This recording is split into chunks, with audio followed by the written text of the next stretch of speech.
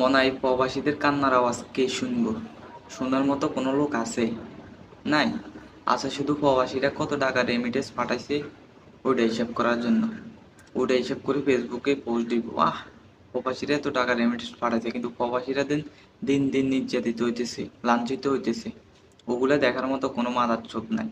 একটা বার চিন্তা করেন, 7-8 বছর বিদেশ করে দেন, দেশে আইয়ে নিজের ফ্যামিলির লাগে কিছু তেল সুনু এগুলা লই আইয়ে এর চেয়ে বেশি কিছু আনতে পারে না প্রবাসীরা।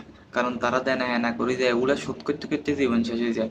আবার পালা কিছু কিনে আনবো, অত কিছু সাবান, কিছু লোশন, এগুলা ফ্যামিলির কিছু কসমেটিক আনে। ওই শালার পুতেরা এয়ারপোর্টে মাদাচ্ছ যেগুলো কাম করে, ওই শালার পুতেরা এগুলার লোভও সামলাইতে পারে না। একটা বার চিন্তা করেন, চান না ব্যাগ ট্যাগ গাড়ি ওগুলো রায় দিছে। কত নম্বর মাদাচ্ছ দেখুন শালার পুতেরা।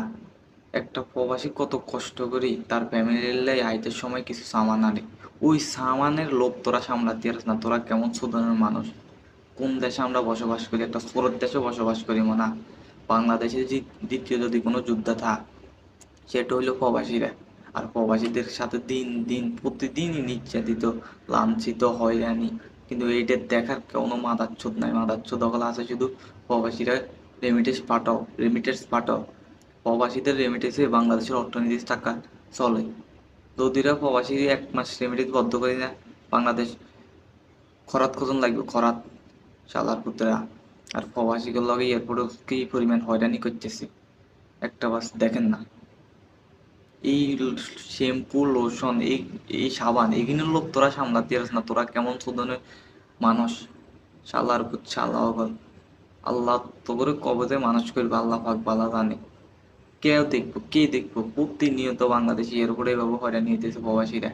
তাদের লাগেজ কাটা, লাগেজ ভাঙা, মাল সামানা চুরি, এটা চুরি ওইটা চুরি। আল্লাহ তবু হেদায়ত করো। এছাড়া কেউ করতে পারতো না। সুদানের উত্তরা তোরা মানুষের, আসলে মানুষের এত কষ্ট করে বিদেশে, যারা বিদেশ থাকে তারা বোঝে। ওই কষ্টের টাকা দিয়ে তার ফ্যামিলির জন্য, প্রিয়জনের জন্য, ভাই বোনের জন্য কিছু মাল সামানা আনে, ওই মাল সামানার লোক